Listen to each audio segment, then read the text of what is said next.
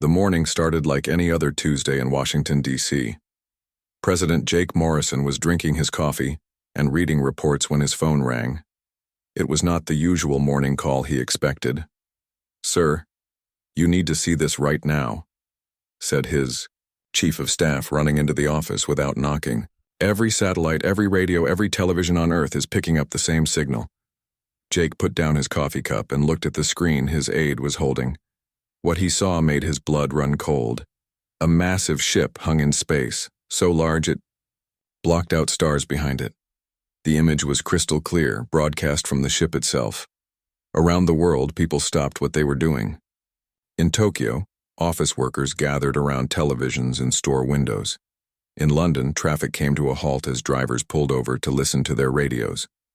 In New York, the giant screens in Times Square all showed the same impossible sight. Then, the voice came. It spoke in perfect English, then switched to Chinese, Russian, Arabic, and every major language on Earth. "People of Earth," the voice said, calm and cold. "We are the Zephyrian Empire. We have watched your world for some time. We have conquered 300 worlds across this galaxy. Today, we offer you the same choice we offered them." Admiral. Kate Sullivan was in her office at the Pentagon when the message began. She had spent 30 years in the Navy, working her way up from a young officer to the head of Earth's combined military forces. She had never heard anything like this. "You have 72 hours to surrender," the voice continued. "Disarm your military, dissolve your governments, prepare to join our empire as a subject world. You will work for us. You will serve us. In return, we will allow you to live." The camera angle shifted, showing the interior of the alien ship. Tall figures moved in the shadows, their bodies covered in what looked like crystal armor that glowed with inner light. Their faces were hidden, but their movements were precise and threatening. "Do not think of resistance," the voice said. "We have weapons that can turn your cities to glass. We have ships that can crack your planet in half. We have never lost a war. We have never failed to conquer a world that refused our offer." Dr. Ryan Parker watched from his laboratory at MIT. As Earth's leading expert on the possibility of alien life, he had spent years imagining this moment. He had written papers about first contact, spoken at conferences about what humanity should do if aliens ever came to Earth. None of his theories had prepared him for this. The broadcast showed images of other worlds. Beautiful cities reduced to smoking ruins, proud species kneeling before Zephyrian masters, entire civilizations broken and enslaved. "This is what happens to those who refuse our generous offer," the voice explained. "This is what happens to those who choose war over peace. This is what happens to those who value pride over survival." In homes across America, families gathered around their televisions. Parents held their children close. Some people cried, others prayed. Many just sat in stunned silence, trying to understand what they were seeing. The message continued for 20 minutes, showing the power of the Zephyrian fleet. 12 massive ships, each one larger than any city on Earth. Hundreds of smaller vessels surrounding them like wolves around a pack leader. Weapons that could destroy entire mountains with a single shot. When the broadcast ended, Jake Morrison was already on the phone with world leaders. The President of China, the Prime Minister of Britain, the Chancellor of Germany, the President of Russia. Every major leader on Earth was having the same conversation. "What do we do?" asked the French president. "We need to think about this carefully," said the German Chancellor. "These aliens have technology we cannot match. Maybe we should consider their offer." Consider their offer? Jake felt his anger rising. They want us to become slaves. They want us to give up everything that makes us human. Admiral Sullivan was studying the tactical data that her analysts had gathered from the broadcast. The numbers were not good. Earth's most powerful nuclear weapons would barely scratch the hull of one Zephyrian ship. Their conventional military forces would be wiped out in minutes. "Sir," she said to the president during an emergency meeting, "I have to be honest with you. In a straight fight, we cannot win. Their technology is centuries ahead of ours.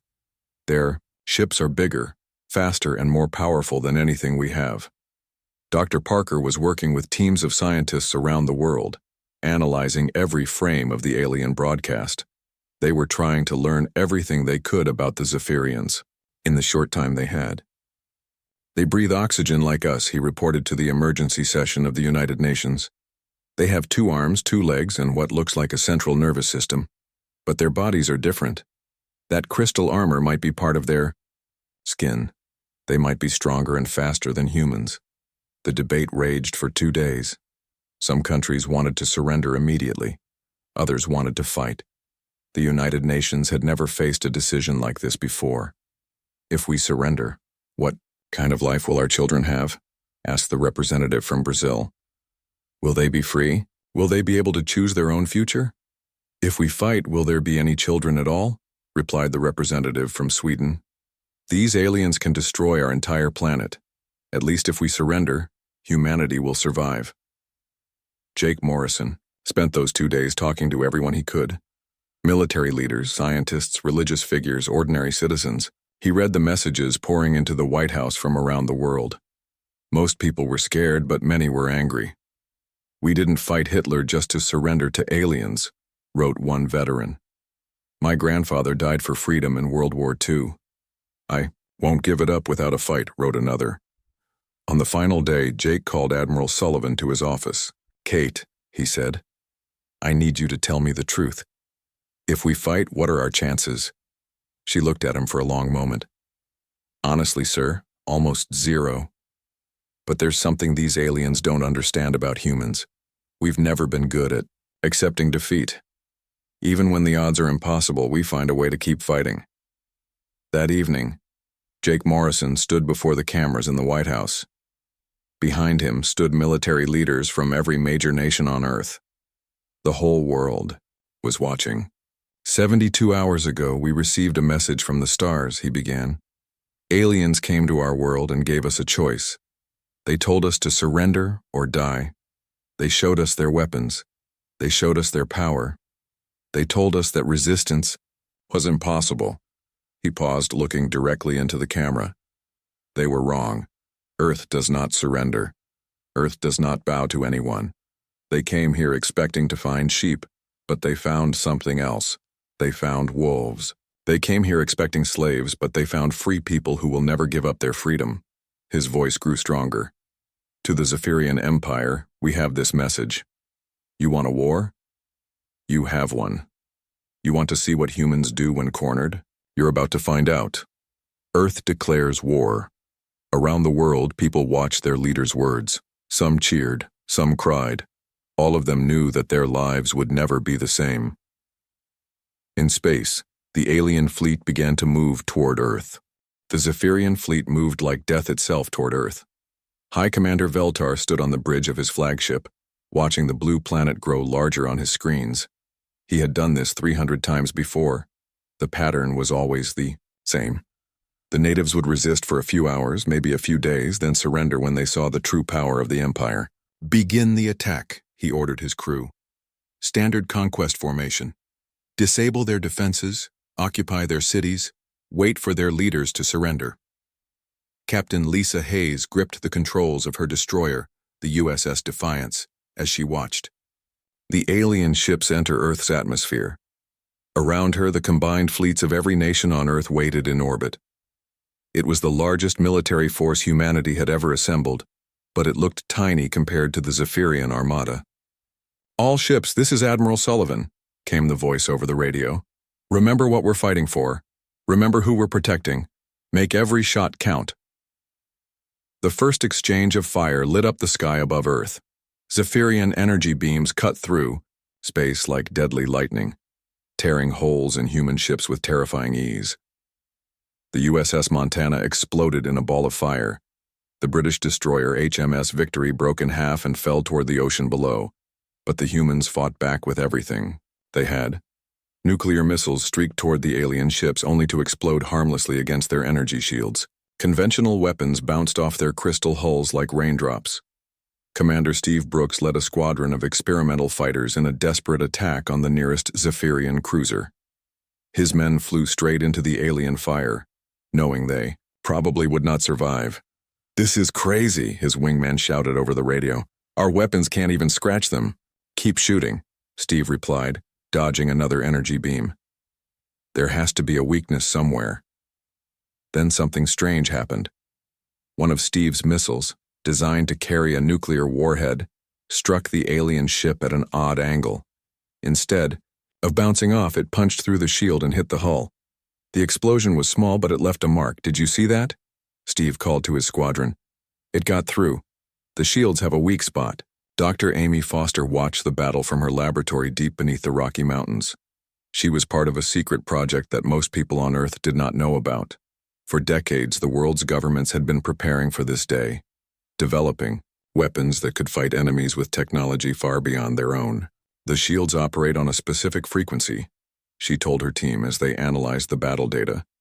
"If we can match that frequency with our kinetic weapons, we can punch through their defenses."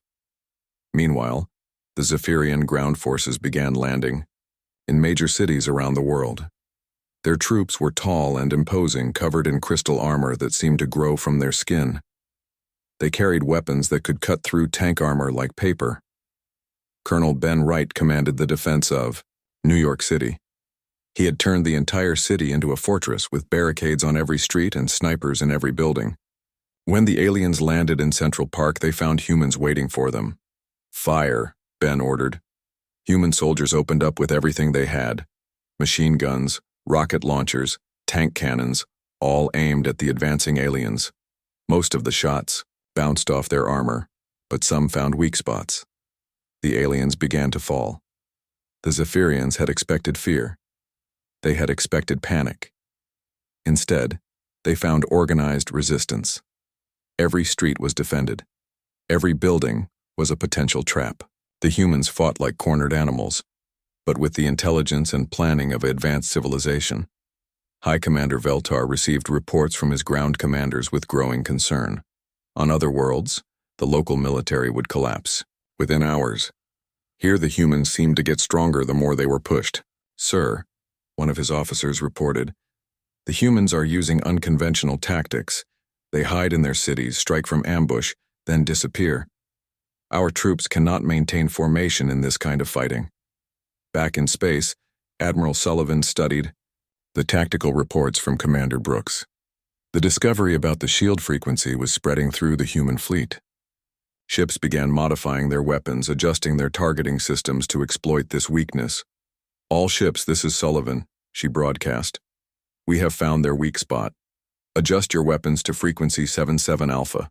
Target their engine sections. We can hurt them." The battle in orbit began to turn. Human ships that had been helpless minutes before started scoring hits on the Zephyrian vessels. The aliens' energy shields flickered and failed under the modified human weapons.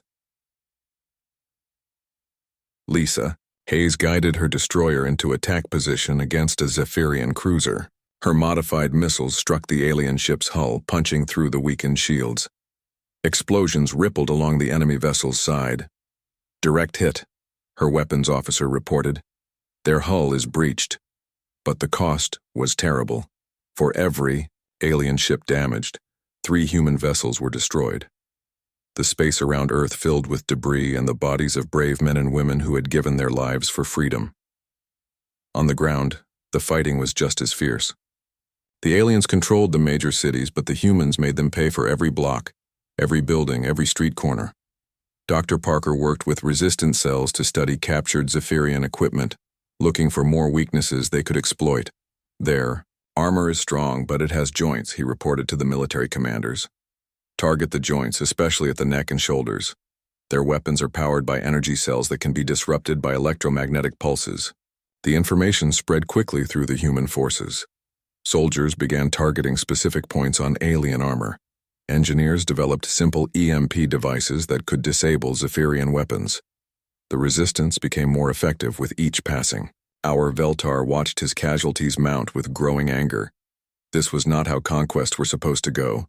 The humans should have surrendered by now. Instead, they seemed willing to fight to the last man, woman, and child. "Increase the bombardment," he ordered. "Target their military bases, their factories, their centers of government. Break their will to fight."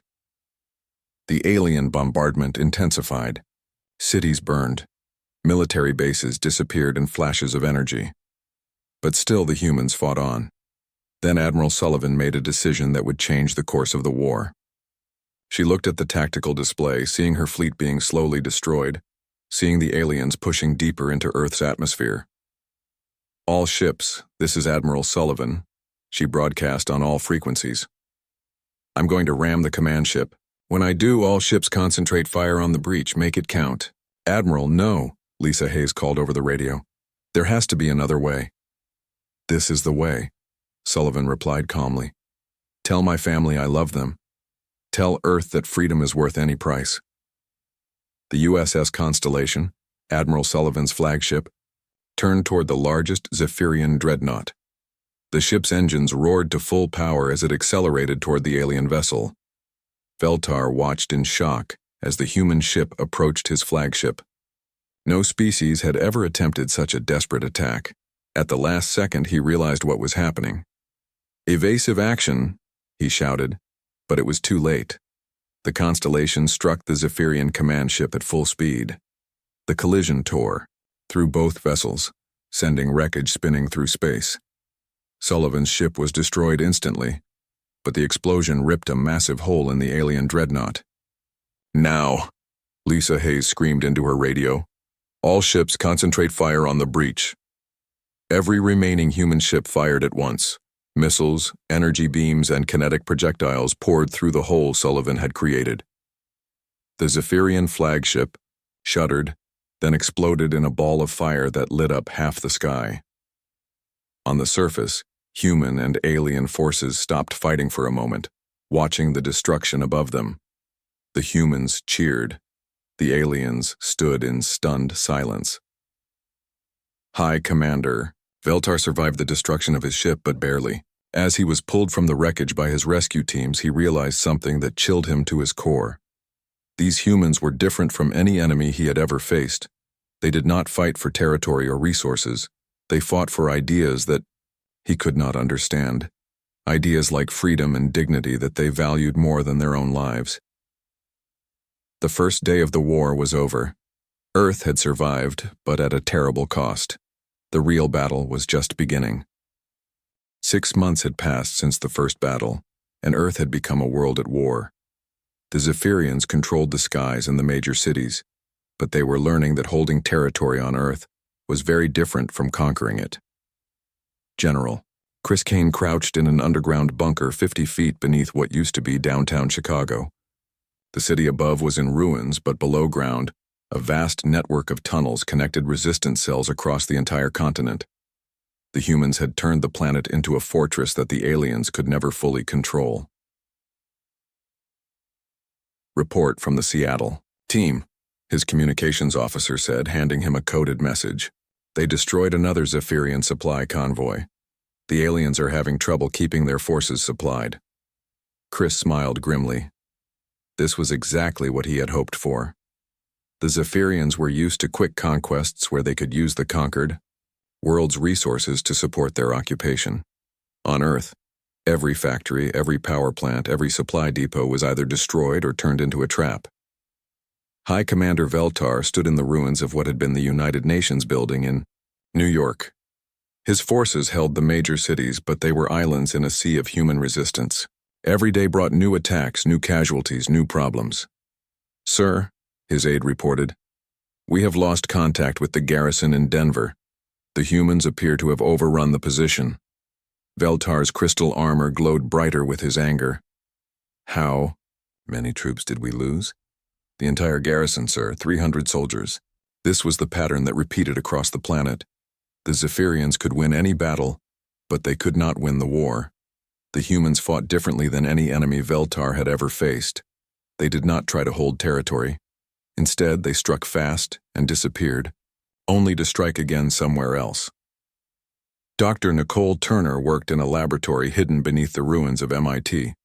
Her team had been studying captured Zephyrian technology for months, learning how to turn the aliens' own weapons against them. They had developed new explosives that could crack Zephyrian armor, and jamming devices that could blind their sensors.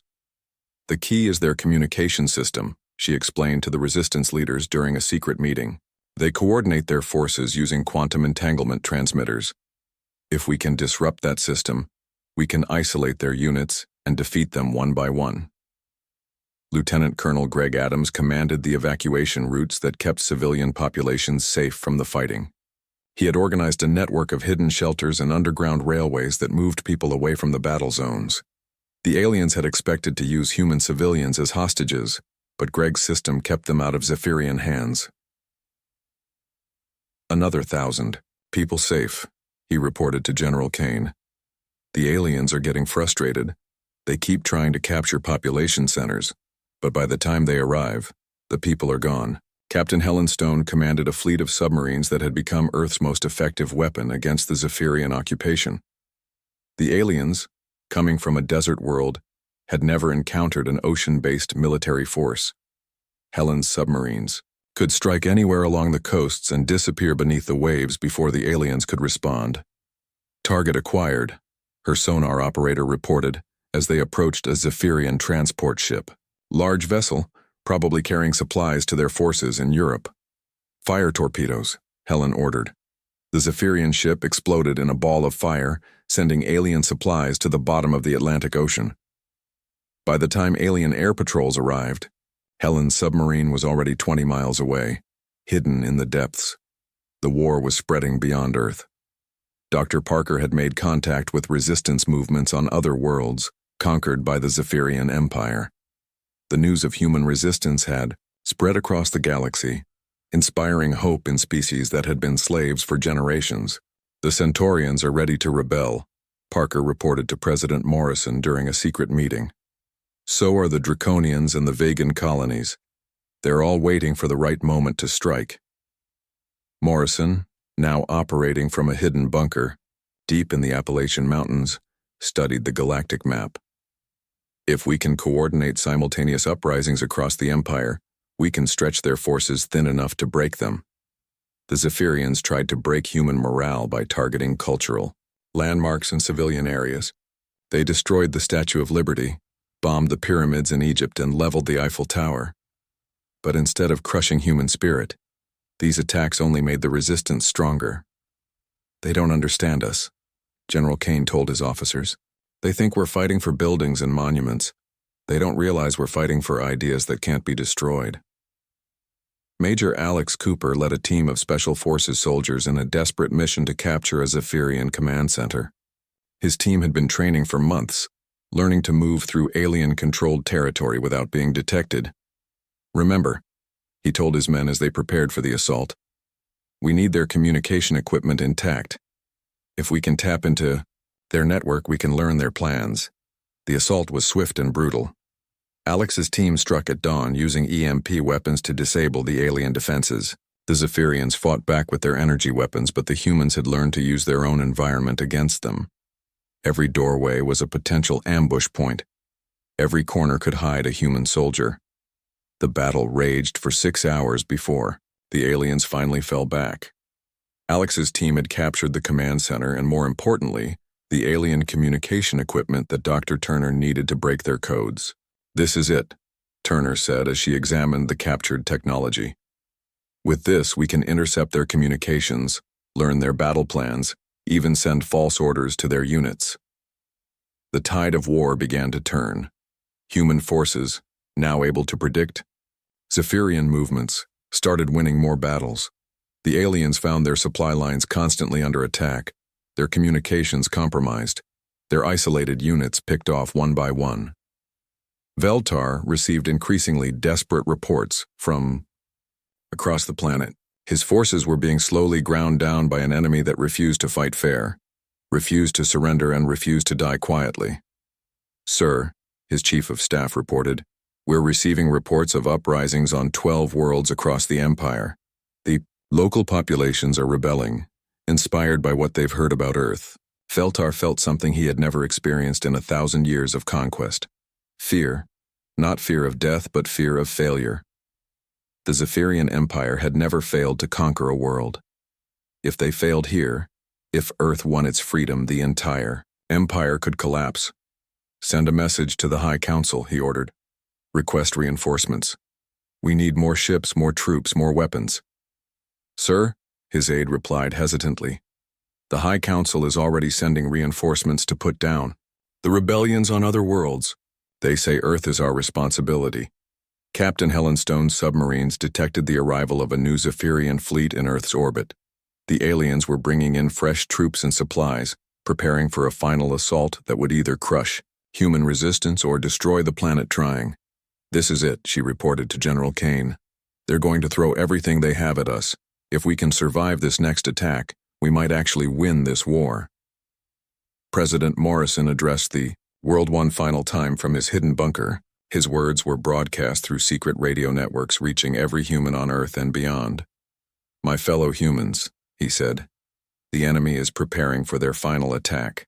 They want to break us, to make us surrender, to force us into slavery. But we have something they don't understand. We have hope. We have courage. And we have each other. He paused, looking directly into the camera. 6 months ago, they came to our world expecting easy conquest.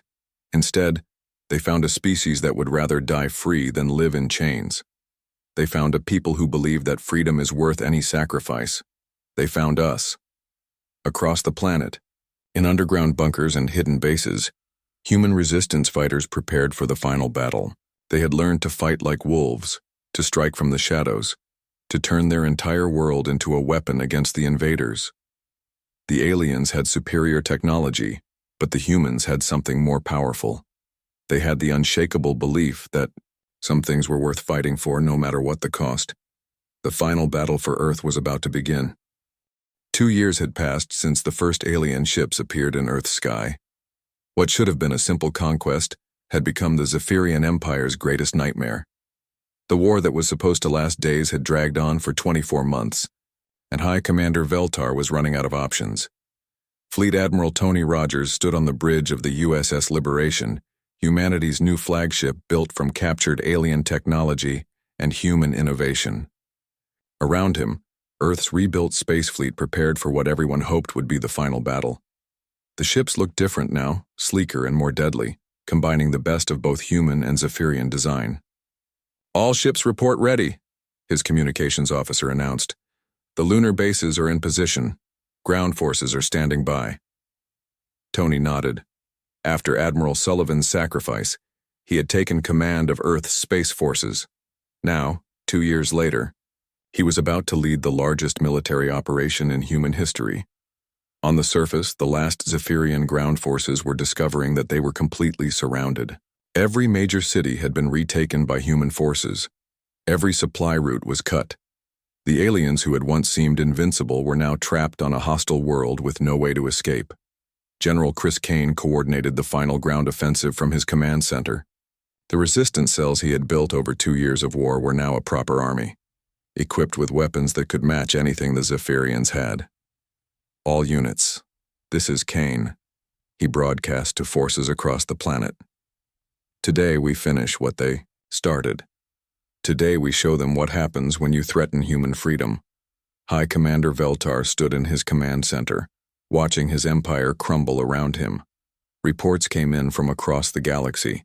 Rebellion on 50 worlds. His fleet scattered across hundreds of star systems, trying to hold together an empire that was falling apart. Sir, his aide reported with fear in his voice, the humans are demanding we surrender. Veltar's crystal armor flared with anger. Surrender? To them? They're just primitives with stolen technology. Sir, the aide continued, they're broadcasting their terms across the galaxy. They want us to withdraw from all conquered worlds.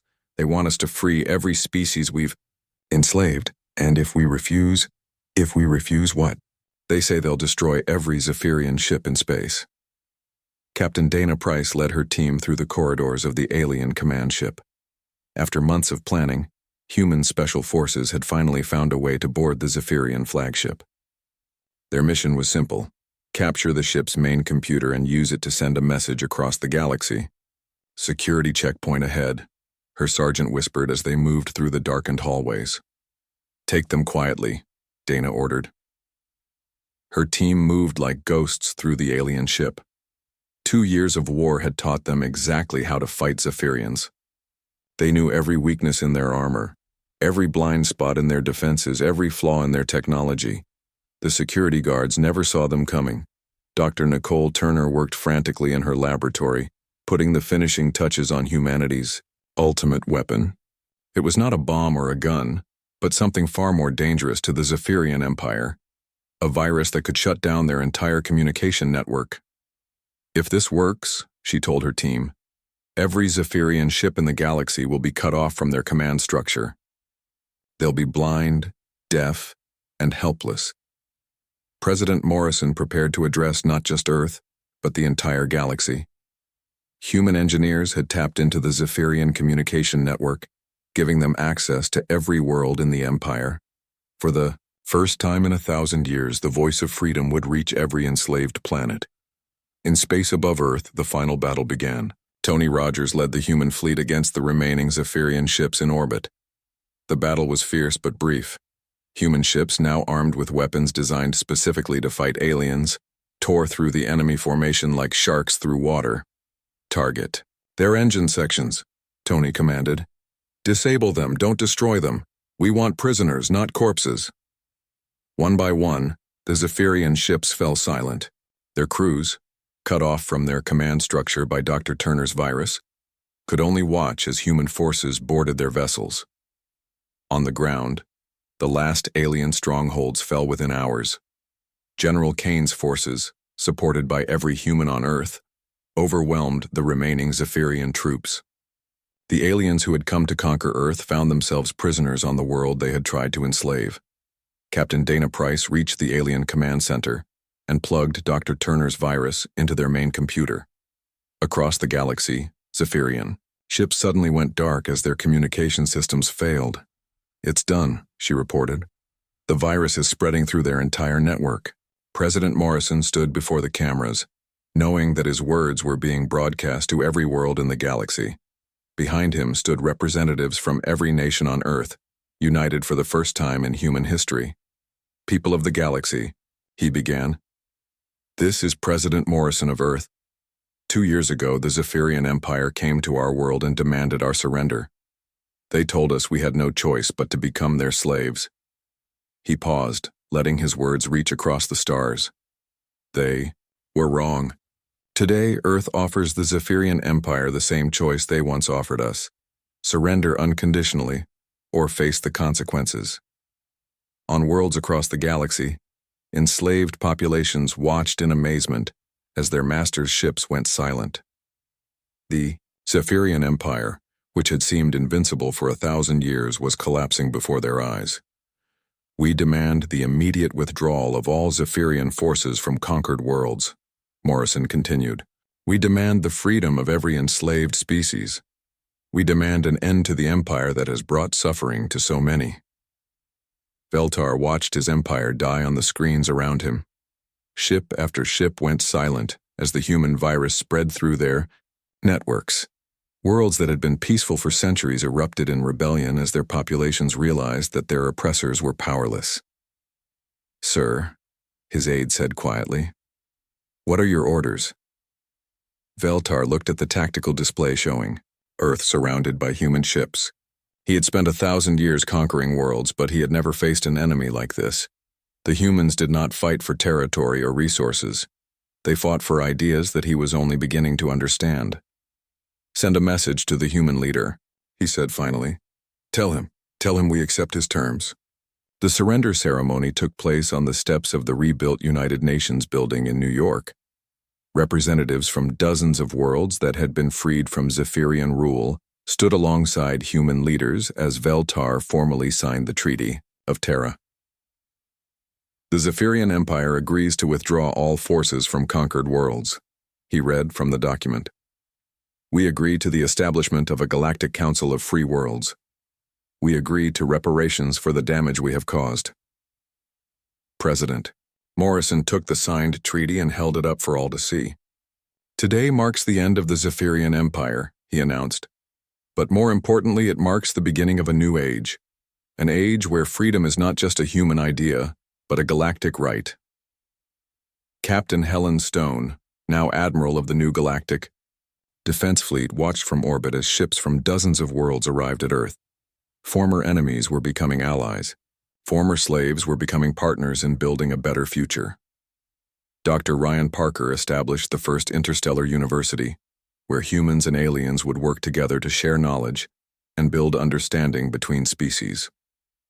The same curiosity that had driven humanity to explore space would now help them build bridges across the galaxy.